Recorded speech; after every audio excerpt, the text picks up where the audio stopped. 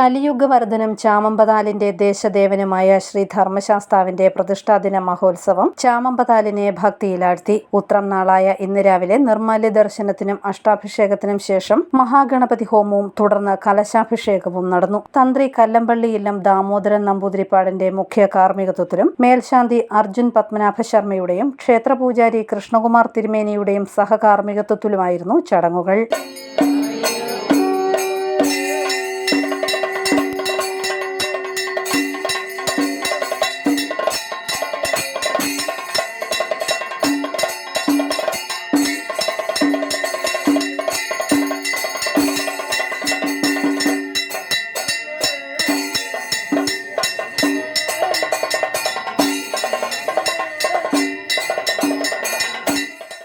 നാടിന്റെ വിവിധ സ്ഥലങ്ങളിൽ നിന്നുള്ള നിരവധി ഭക്തർ പ്രസന്ന പൂജ തൊഴുത് അനുഗ്രഹം തേടി. ശനിയാഴ്ചയാണ് ക്ഷേത്രത്തിൽ പ്രതിഷ്ഠാദിന മഹോത്സവം തുടങ്ങിയത്. ഇന്നലെ വൈകുന്നേരം നിരവധി ഭക്തർ പങ്കുചേർന്ന താലപ്പൊലി ഘോഷയാത്രയും ഉണ്ടായിരുന്നു. News bureau, Ponkunnam.